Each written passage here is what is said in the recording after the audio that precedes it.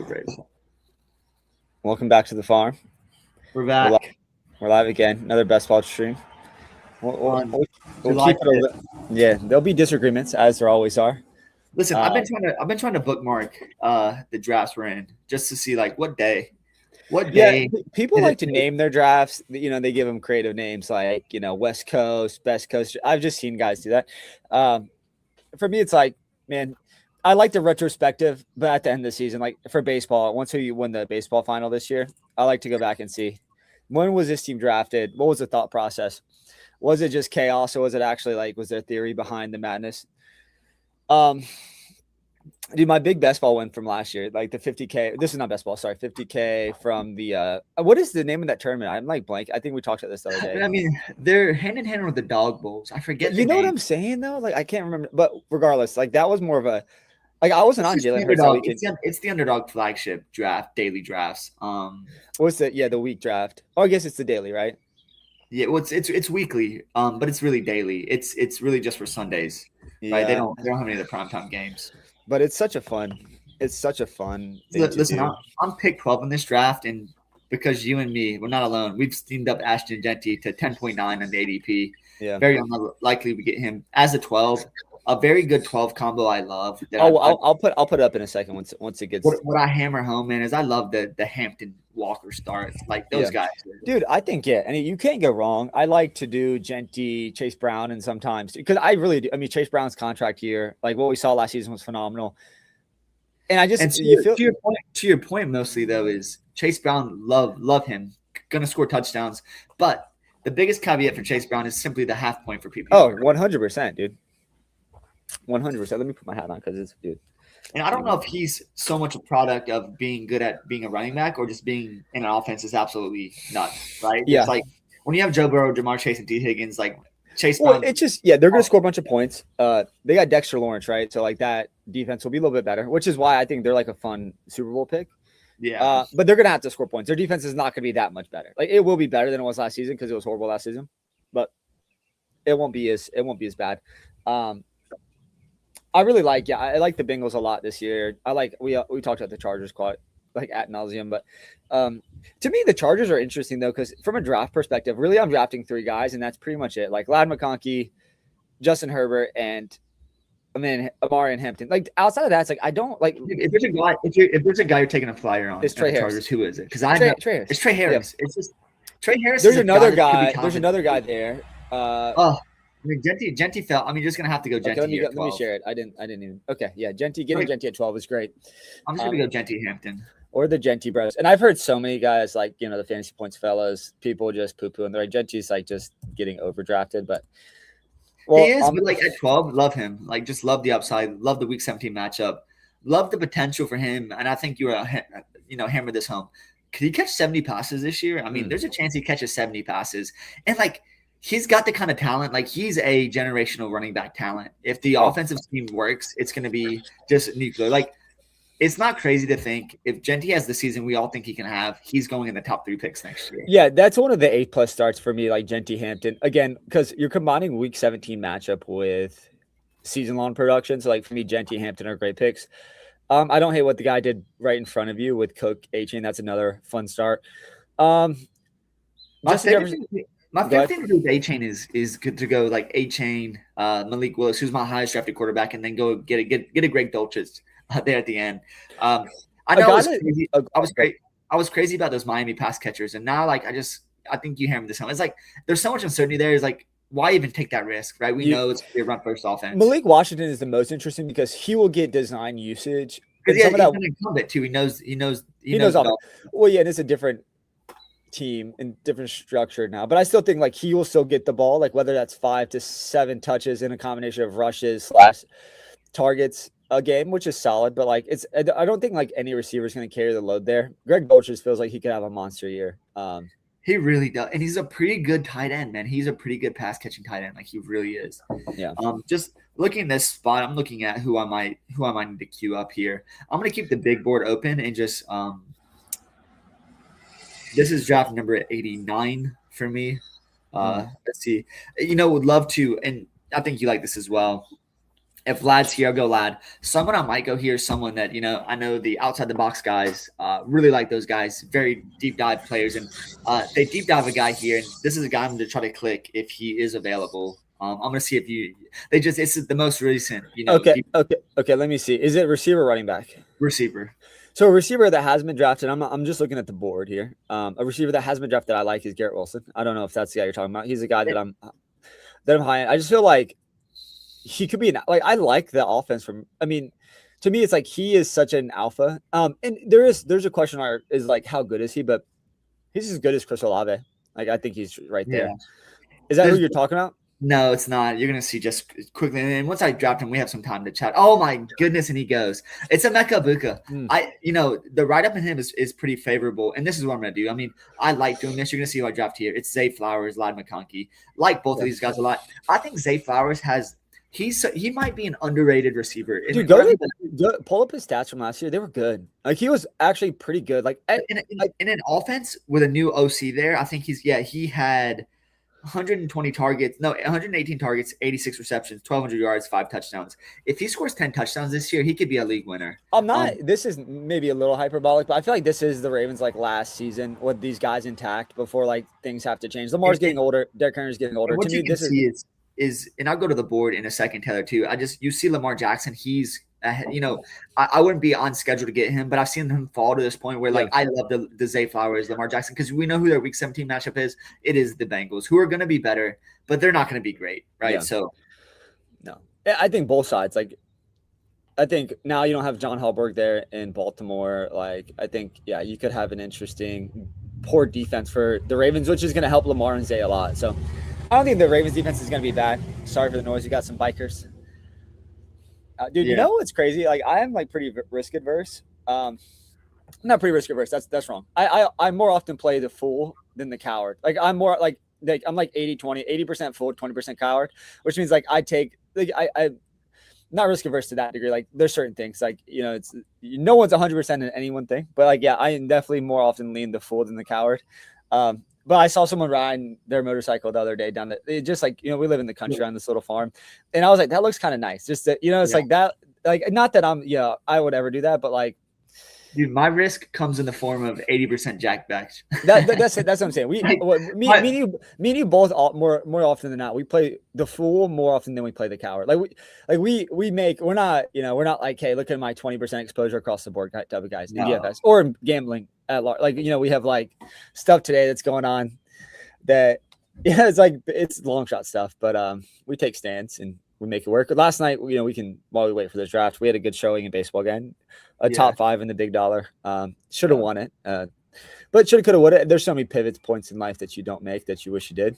Dude, how about the Brewers killing me? I had a 7-legger for Cool Chris 4,700, and the Brewers lost the game 4-3. They were the last leg.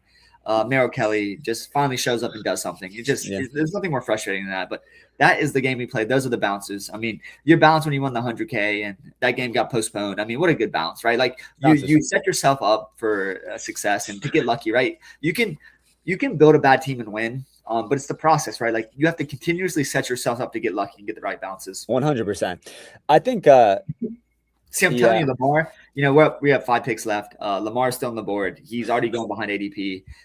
Josh Allen goes off. Wait, Josh Allen with Lamar, the thing with Lamar, the reason it's tough for him to get back, and I hope he does, but the reason it's tough for him to get back is because he's a guy that people just you don't have to stack him, right? The reason it's hard for him to get all the way back around is because people don't if you don't have Zay, maybe you're just not that interested. Cardinal Tate over him for sure. Bucky Irving, right? Fine pick. Lamar, the guy that took Neighbors could take Lamar because maybe you're going for onesies at the position. This seems like a guy that would potentially take it. I think the McLaurin drafter probably won't because he could go Jaden in around later. So we'll see.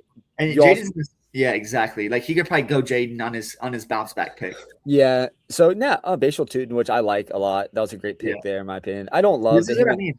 Lamar falls, and this is why you do that. Sometimes is you don't draft him early because then I just got a faller and Lamar. I think you in this build because you didn't go an elite tight end, dude. I would love for you to get Mark Andrews. I think Mark Andrews is going to have a resurgence. This is their last. This is the last hurrah for them, and he's the receiver too there.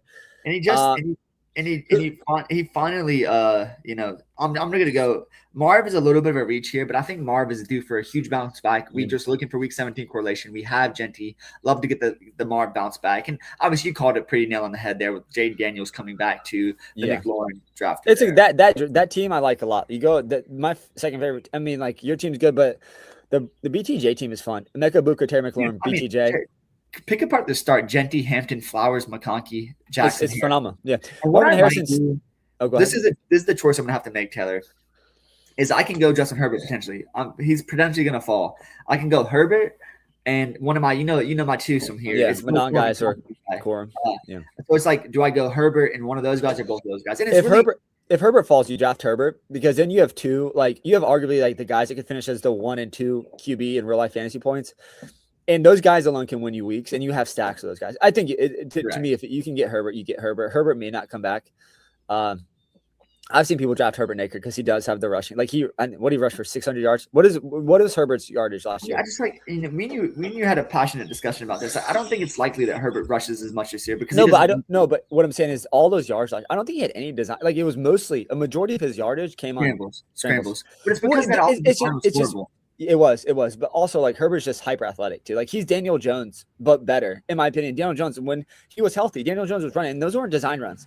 It's just like when Daniel Jones with an absolute accurate cannon though. Like he can absolutely sling the rock. So Justin Herbert to me it's tough for me to say this, but I think he's the best quarterback in the league. I think Josh Allen may like to have a word, and maybe Josh Allen is just a better rusher, and like we've seen that. But I don't know, man. If I'm starting with my team today, age adjusted, everything. If I'm like, hey, drafting the quarterback that I want to lead my NFL team is Justin Herbert right now. You know why people like Josh Allen? Because the guy's a winner. He's a gamer. He breaks his ankle. Which is why I like Josh Allen and Jackson Dart are very similar guys. They're just gamers. And like Josh Allen, he wasn't the pedigree guy too. Like he was good coming out, but not great, right? Like didn't come Wyoming, from right? Like Wyoming. He didn't come from like a Power 5 school.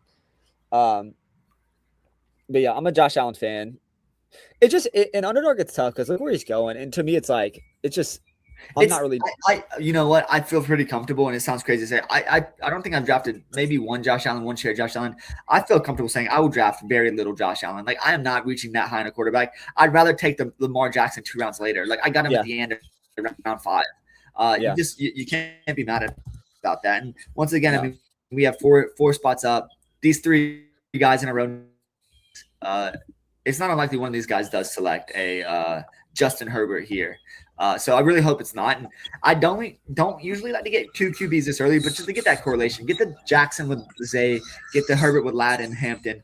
There's not a better start than that, man. I mean, having 2 onesies at running back, can't be mad about that either. No. Let's see. So if this guy doesn't take a quarterback, I feel pretty comfortable. I'm going to get J Herb. I don't think it's likely that Jay Daniels guy doubles up. Yeah, I'm going to get Justin Herbert, another faller at quarterback. Really love the way this draft is shaping up already. Yeah, it's phenomenal. Because sometimes you just get sniped. I mean, yeah, there we go. We just got Justin Herbert. And if we're looking at, so we're just looking at correlation here. Like, who do I go? Who do I go here? Do I go Corum? Do I go Monungai? I'm just higher Monungai. I feel like, you know what I'm gonna do here? I know you don't like it. I'm gonna go Corum, and I know you like Monungai better. I'm just looking at, we have some potential bipocalypses later on. I'm just like, I'm gonna get Corum. He's a guy that I know is gonna be 50-50, and we're looking at purely week 17 matchups. Yeah. I love his week 17 matchups. I think Corum and Monungai are going to finish really close to each other in terms of like the points they score this season. I mean, again, they're in similar spots. Like Kyron Williams and Blake Corum are they're like kind of a toss up who's gonna be the better back this year. And I think the same with DeAndre Swift and Monungai. I think at cost, I'm drafting Corum and Monungai all day, every day over those guys. This is a Dylan cash game I've ever seen. It's Lamar Jackson, Herbert, Genty, Hampton, Corum, Zay, Ladd, Marv. Like, love that. Yeah. Couldn't love it more than I do right now. And now we're just looking at, this is a pure 2 quarterback build. There's no reason to get a 3rd quarterback on a Herbert. No.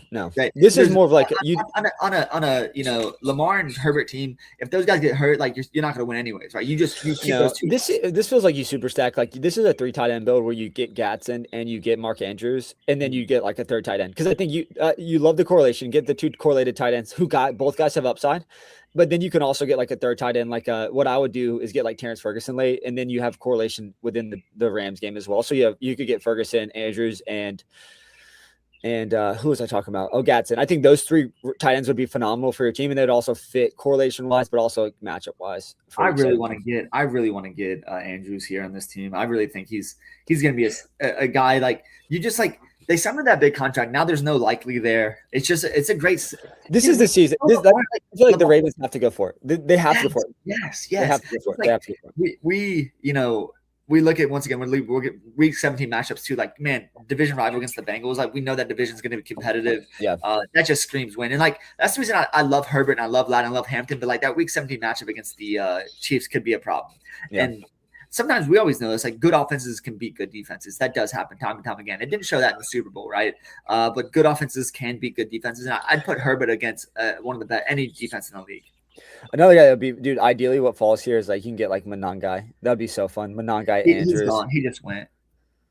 Oh, I see. I didn't realize he was off the board. Yeah, Andrews would be fun. I would love Higgins, Jalen Coker. I'm gonna have to reach a little bit on Andrews because I'm pretty sure he won't go back to me. Like people start getting worried about tight end. I don't see a lot of tight ends off the board. I'm gonna have to take him, and you want to get that correlation in there. I'm gonna have to take him a little bit above. A guy I might like here, and I'm really getting higher on now is Michael Pittman. I like him a lot if he falls. I'm looking at Rodgers and, on the 5-5-5 and on DraftKings, I'm doing that slow draft. I have Pittman. I don't hate getting Pittman with Rodgers and firing him as a cheap back. Like, they're gonna throw a lot. There's a lot of upside there. The other guy I would go, and I don't know where he's at on the board, is like potentially Michael Wilson, stack him with Harrison, get the receiver 1 from Arizona. Michael Wilson's already went. He's already went. He went he went right beside Monangai. That's a guy I would have loved too. But like, listen, Michael Pittman, another faller, right? What am I at pick? Another guy I just got. So we're at pick 110. His ADP is 99.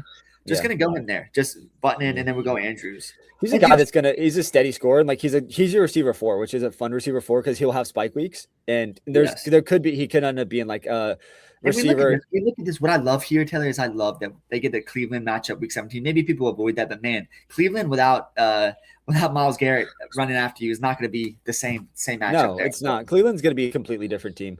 They still hide behind a defensive identity, but they're a young team, man. You just feel like they're going to try to fix things on offense and like build for the future. And maybe Deshaun Watson is part of that with these young. I think to me, it's like if I'm going to assess young receiving talent, give me Deshaun Watson in the pocket over a guy like.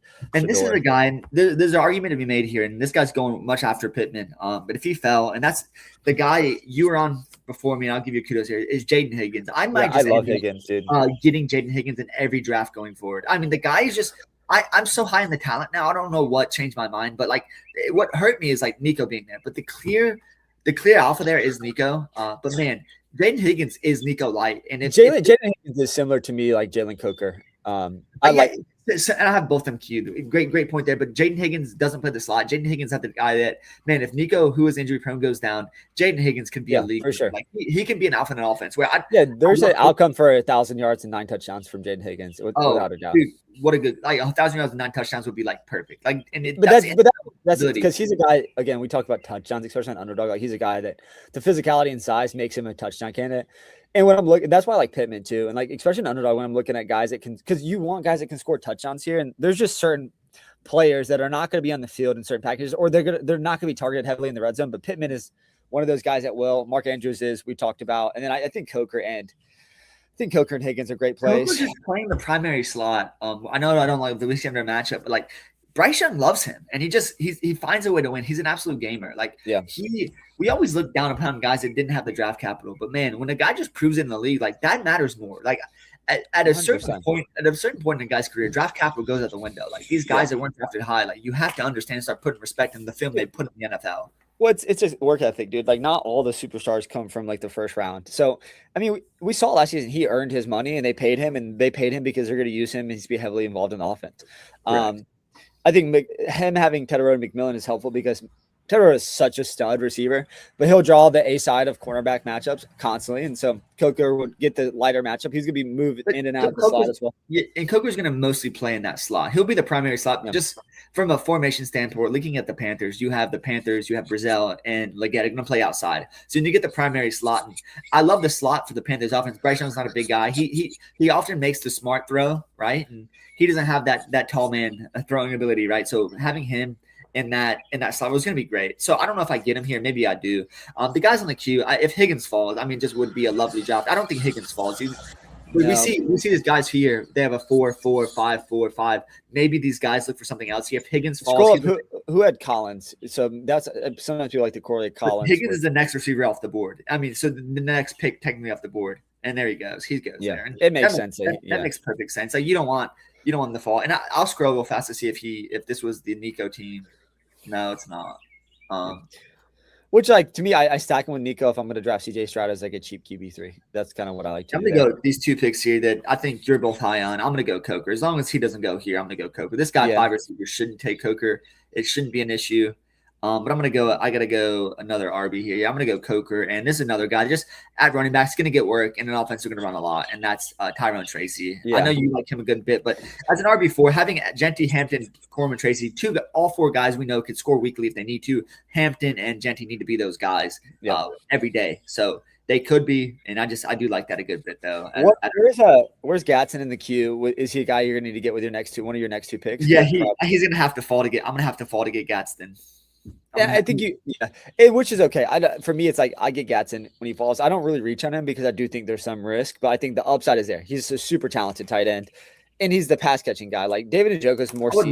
I would love to go ahead and get Gadsden and Trey Harris is kind of a fun correlation mini there. You know what I mean? Yeah, 100%. We have a Chargers heavy, and what I might do, and a guy that I know. Maybe you're not as high in it. The last pick of the draft, go like a Tyquan Thornton. Just a pure burner. I love Tyquan Thornton. It's funny you say that. He's a guy that I've been targeting because he's just a burner. He's perfect for the underdog because most weeks he won't score. But when he does score, it's the 70-yard touchdown.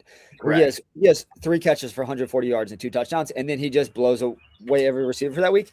And that one – dude, if Thornton with your last pick scores 1 week for you, it's valuable. That's what I mean. Yeah. People don't realize an underdog. I think they want to squeeze the most out of every pick. Like it really doesn't matter if the guy gets 5 points every week and he's involved every week for 5 points. That does nothing for your team. No, yeah, that's exactly how I feel. And then we brought up this guy previously, but Khalil Shakir fits that. I think I was just thinking the same thing. He fits that. Like maybe he gets you 5 points every week. Yeah, like I think he'll average more points than a lot of those guys, but because he'll score 5 to 7 every week, but like. You need spikers, though. And potentially it's just like I just don't see the multi-touchdown game upside from him in the way they run the offense, especially in the red zone. But sometimes what you see with Njoku being there, like Gatson, he's up in 3 picks. He probably shouldn't go. You have 2 tight. Maybe he'll go to I did my best, no tight ends, or JG Truitt, because he doesn't have a tight end also, but. Gadsden's been falling because of Njoku, right? So it's like Gadsden, if no Njoku was there, he wouldn't be. Dude, if he was no Njoku, he'd be going around where the Andrews and likely are. Like, in my opinion. Tick. Who just went Trey Tucker. For sure. I mean Gadsden's a 6-7 month. Do you remember at a Q's? Me and you we're obviously heavy in the college football DFS streets and betting in it. But, dude, out of Syracuse, the guy was an absolute animal. He's a beast. And there he goes. Gotcha. Just right before him. Yeah. Just you can't get we knew he had to take him there. He had to take him there. I think so. Trey Harris. Trey Harris. Another guy I like for receivers. I'm gonna do a guy because I mentioned I had Pittman. Let's look at some week 17. Let's go ahead and go Denzel Boston. He fell here too. I'm just gonna go him.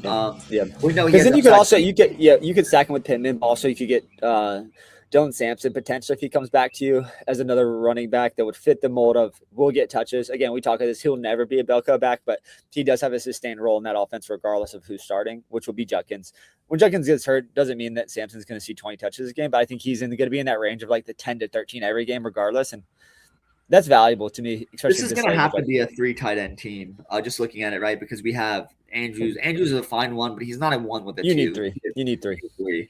So now, to me, it's like, dude, the guys that you should that would fit your team so well is Pat Freiermuth and Terrence Ferguson are just like the easy clicks. Yeah. I have Greg Dolch's mark too. If he fell, like he would have to fall for me to get him, but I just do like him a lot. It's just a pure talent. I like Pat Freiermuth too. He's consistent. Dude, a guy that's going to be. And I'll have to draft 2 tight ends with the next pick, but these guys because 2 of those. You remember where Patty F played at college, right? Penn State. The guy was a monster. Yeah. They'd be able to produce some solid tight ends out of there. Tyler Warren, who before that there was another guy too. God, I can't remember his name. There was another tight end that came out of Penn State. Dude, Nolan McLean. Guess how high Nolan McLean is on? 12. 10%. Yeah, I just figured that he would be. Let's see. Tyler Warren, Theo Johnson, Brenton Strange, Pat Fryermuth, and Mike Gesicki are all Penn State alums. It's not quite tight end You but told me if you give me 5 guesses, I would have never guessed Gesicki came out of there. Yeah. I don't know why. I just didn't ring a bell to me. Gesicki's been in the league for a little bit, so it's been some time. But yeah, I'm definitely, dude. I have T. Fergs, Dolchitz, and Pat queued up. Let me check the Andrews bye week just to make sure. Yeah, week 13, we're good. We're looking good. There shouldn't be any issue whatsoever. Let me just see. Yeah, it shouldn't be any issue. I'm curious. Dude. I really like that guy start. I don't love Charbonnet or Coleman though. Maybe they'll help you week 17. I mean, he's got this 5 running backs. I mean, Cook, A-Chain, Rashad White. I mean, Cook and A-Chain have to score for you every week, or it's not going to be good, buddy. Because Coleman and Charbonnet are not going to score. It's definitely to start the season. 100%. Yeah. Let's see how our weather looks. I saw the Braves games. Okay, it's just like a little rain delay to start the game. Perfect. You'd rather it be that. You don't want delays when you play pitchers in the middle of the game and then no. Like playing pitches one inning. Well, I saw that, but even with the Yankees, was it yesterday, 2 days ago? Garrett Cole, like they had a pretty big delay. He still came back in and shoved. So like, Garrett Cole's like he's not the Garrett Cole of yesteryear. Yeah, here we got it. We just got to go. We got to go the Moose and then T. Fergs. And now, like at tight end, I have upside. T. Fergs could be absolutely. But you also have stack. You have a stack there too as well. I guess is Sampson gone? No, he went earlier. Yeah, he went. So right now I have 2, 4, 7, 3. Definitely gonna need to get another RB at that 4 spot. What I would love to do here, and I know you're not that. I'd love to get Katron Allen coming back. Katron's not a bad. What about running back? What's his name for the Ravens? Behind Randall. Yeah, I like Randall. Like Randall and Elijah Surratt would be interesting for this team as well. Yeah. So this is the guys I queued. I have Tyquan Thornton queued, Katron queued, Randall queued. Maybe I should just go Surratt. Surratt could be a touchdown. We could, because like we just haven't seen it with Bateman, right? Like there's some games that are there, but it's just like not been enough. And like I actually like the talent of Bateman. I think Bateman's better than how they've been using him. But Elijah Surratt's good, man. Out of Indiana. Do you remember where Bateman played? Do you remember? Minnesota.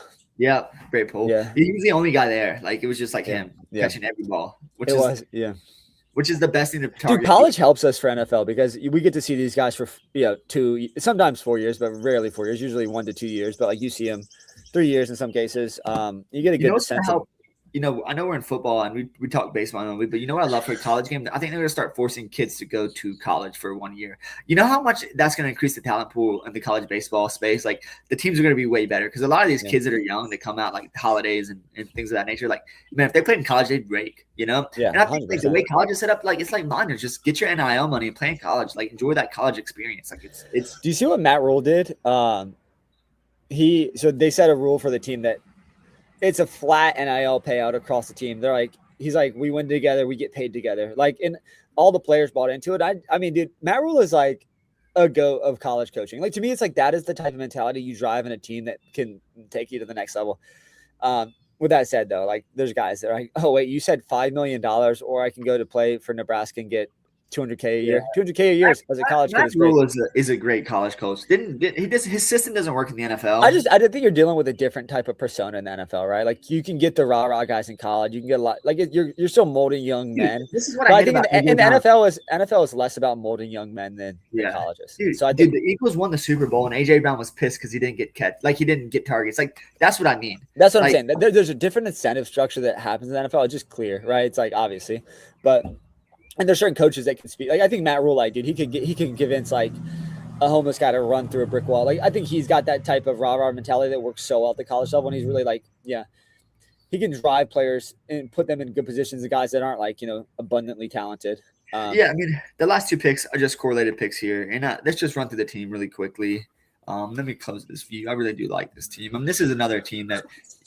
So we have Lamar Jackson, Herbert at quarterback, running back, Camby Week towards the back. We have Genty, Hampton, Corum, Tracy, Randall, Zay, McConkey, Harrison, Pittman, Coker, Trey Harris, Denzel Boston, Tyquan Thornton, Mark Andrews, Pat Fryermuth, Terrence Ferguson. I mean, solid team up and down. I like it. Totally win BBM Mania. Wouldn't be shocked one bit. Yeah, I took it down because I think that was a good draft. I think that's a solid B plus A minus team. You don't always get those. Did you prefer Thornton over Surratt, or did Surratt Surratt go? went. Or He went. I would have went Thornton. I mean, I would have went Surratt. Like, you just want the correlation. Technically, it feels like Thornton probably is the better play because there's still like question. Like, I think Thornton will be involved in 3 receiver sets. We know the Chiefs do this every year. Like, who's that? Who's that? Why does Justin Watson have 2 touchdowns? Right? Like, no, but I think Thornton improved last season. It's like Rashee Rice is not the guy that's going to be the downfield. He just won't be that guy. Xavier Worthy will have some of those plays, but I think Thornton fits in as a good receiver. He's a good deep threat, man. Mahomes and him had some chemistry. There's something like for me with Mahomes, though, I struggle because he's just not like, he doesn't seem as much of a gamer as some of the top guys, right? Like, he does seem to have like legit good arm talent, and he's really good at reading a defense. He's got a quick release, but like some part of me like doesn't like him as much because he just physically is like not imposing, and he doesn't seem to care too much about the physicality of the game. Which, I mean, my favorite quarterback of all time potentially is Peyton Manning, and like he was not a physical specimen by any means. He was just an elite processor, but Peyton Manning had the gamer in him too. So I like the build. I do. I'm so excited for football. I know we have some time ahead of us before we really get into the weeds of it all. You gave me the tease of like they put the prices out, and they won't do that yet. But man, I would love to see what they got going on now. Yeah. We talked about games we like week 1 already, but we'll dive more deeply into it as we get in deeper and deeper into the season. Hopefully we'll do some baseball final streams, just kind of like recapping where we're at. Those are always fun because baseball can be a long season. It's been a great baseball season from a fantasy and betting standpoint. So close. Ideally you want $1 million a year, right? Like that, like not in net, right? Like obviously you would love it in net, but like sometimes you just got to do it by the salt mine method. I want more than that. Maybe not more than that. I want to hit a qualifier. I want to get in a final. The dog bowls. I'm gonna max out a couple dog bowls this year, like because I think you're gonna do like 8. I don't know what the max is, but it's not too many. But I would love to I want to see, man. We've been so close, and like obviously I've won the big. I think the big ones, and then you got like second or third first seed. You're like, yeah, which sucks. Like the profitable is nice, but like, man, you want more than that. Yeah, dude. Any other sports stuff going on? I'm trying to think of. World Cup. Yeah, World Cup. World Cup's been great. Love to see U.S. win. Mexico beating England would be fun. It's tough. I think Mexico probably has a better chance to win the World Cup than the U.S. does, just because the path the U.S. has is a little bit tougher. I think France and Spain are both tougher matchups than Argentina. Mexico. The France-Spain side is so hard. Like, I think whoever gets out of that side wins, unless they just beat up, you know? Yeah, because I think, like, if Mexico beat England, I think Argentina is definitely beatable. We saw it with Cape Verde. Like, but I do feel like if the U.S. won, there's some part of it, like, the energy the U.S. has in these games is just – that's why we overwhelmed Paraguay. It was just, like, Paraguay is not that bad, as you've seen. Dude, with 10 men too. Dude, without Flo, though, it's going to be a problem. Like, he's such a good striker for Morocco. Like he's so good at like got a knack for scoring that. What we really need, like, we bet that first goal scorer. I don't know if you did that, like the golden boot, the goal scorer, not the golden boot, but it's like some bet promo on DraftKings, and I bet Serginho Dest to score for us. Like, we need some like guy from the back end to score. 100%, yeah. I got an email in a different language. It was like one of my clients that's in Europe. I'm like, why? But I speak English. Like, no, like, on Sunday, man. Sunday after America. Yeah, he's like, can we move our meeting tomorrow 2.5 hours earlier? I'm like, on a Monday, but how about we just cancel and we'll reschedule? Yeah, that's ideal. Dude, I often pull for my meetings. I often just don't even ask. I just change the meeting invite, and if they decline or accept, then that's up to them. Dude, I do that all the time. I mean, like, my job basically, and we talked about this, is mainly just talking to folks. Like, I mean, I feel bad to some degree because I'm not out there flying planes or, like doing anything super. Well, like, hold on. I want to be good at the things I do. Like, I generally speaking, it's like I don't like to half-ass the things I do, but like also like things that I don't deeply care about. Like, I'm like, okay, how do I achieve the outcome that I want to achieve? Yeah. With the least amount of effort, because at the end of the day, it is that. It's like, oh, I like this. We like going through this process so much more. Like, I don't love to do reviews of business, like SaaS, like software companies. Like, that is not a fun thing. Like, yes, I can do it and I understand the process, but it's like I'm not like, oh, I'm going to make this the best. It's like, yeah, dude, and I sell. Listen, I'm a seller, and the problem with this is like what I see when I travel a lot. And I'm a farmer, but I mean this in this SaaS way. What I'm saying is I do fly a lot, but the problem is like I see these guys that make very good money. I'm like, dude, I make good money and I just don't do much. Like, what I mean by that is like, these guys are just, they're hands on. They're doing, like, flying a plane seems like such a fun experience. Like, to, like, you show up, that's what you do, that's your job. Yeah. Like, that's a cool thing, man. Like very mechanical. And I would love, me and you talk, we live near a small farm airport, and I was like, man, I would love to get up. But I'm very, like, risk averse. We talk about this. Like, I want a dual engine. I don't want a single engine. Like, I need fail safes. I have kids now. Like, I don't just the plane thing to me is, like, never getting in a helicopter. I feel like you see Oliver Tree, dude, R.I.P. Because, dude, I didn't never listen to his music before he passed away, but, like, some of the stuff was kind of good. Like, I mean, dude, like, he's not a guy that I would, like, put on, but, like, dude, just, dude. There's a the human element of, like, art is fascinating. It's like he created that stuff, right? Like, he built this thing that people enjoy, and hopefully, I'm not a musician by any means. I would love to be able to play music. I was talking to you about that movie Tuner, and it's like a combination of, like, Baby Driver and Whiplash. It's like a blend of those movies to some degree. I think you would like it. Anything with a good, like, that type of story, like a savant at a task, is fascinating. But just well acted too. Yeah, that's kind of, we play DFS the same way. We love stories. I mean, me and you both, like, I'm so into, like, when something's written well, I really doesn't care what genre it is. Like, I will watch and just be enthralled. Like, if the storytelling is, like, top notch, like, I'm in. You know what I mean? 100%. Like, dude, I don't know. People always say this, like, they long for the old days. The storytelling right now is so good. There's so much good story. It's unbelievable, and it's almost too much because it's like you have to pick what you want. I know, it's tough because there's so much good stuff out there. You're like, man, the storytelling is so good. So there's a show I'm into From, and you sent that to me. I just haven't had. It's somewhat in the zeitgeist right now. People have talked about it, but it's great. Like, it's a great, like, thriller / horror series, and, like, not spectacular actors across the board. Like, not, I guess, well-known guys. But, like, listen. You know who puts out bangers right now is Apple, man.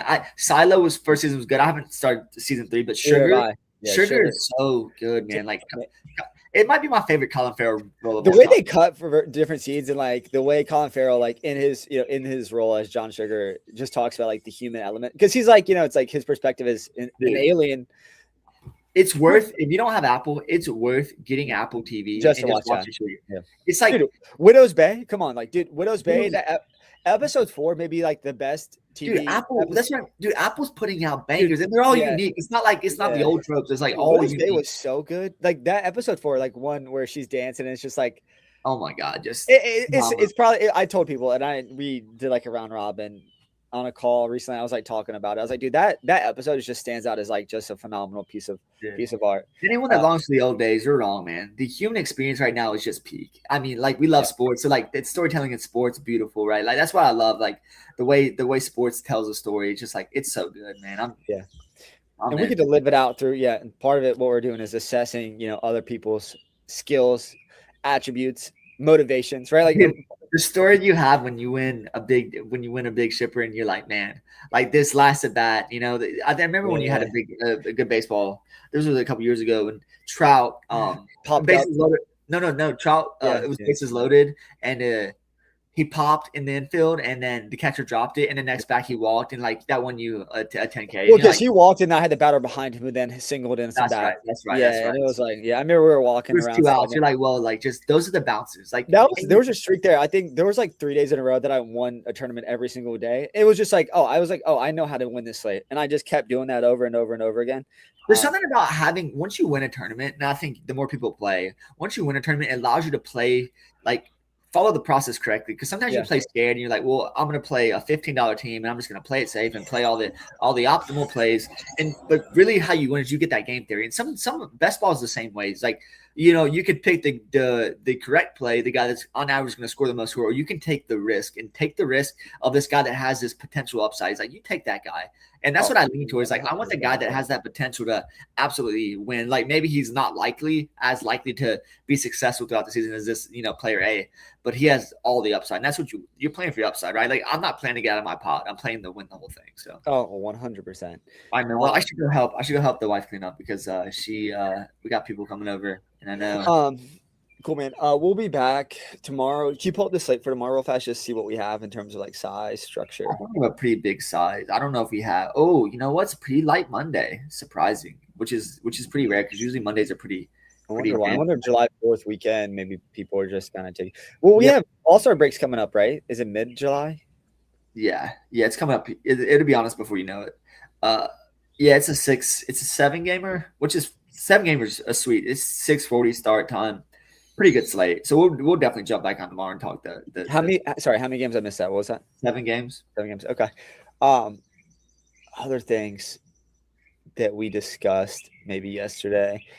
Yeah, I think we'll be be doing the main sports. I guess we don't really do base or basketball, so like that's not something we're really deeply into. I think basketball is one of those things like you have to be in tune with every day. I really, if they shrunk the basketball season to like 30 games, I'd be much more interested.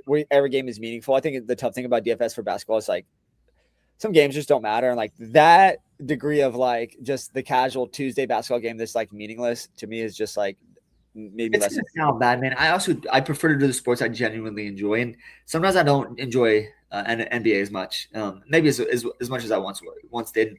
If we're on stream during basketball season, obviously NFL kind of runs alongside a little bit near the end, and then we have hockey season as well. And what I love about golf, and we'll dial that up as well, is like golf's that all year, baby.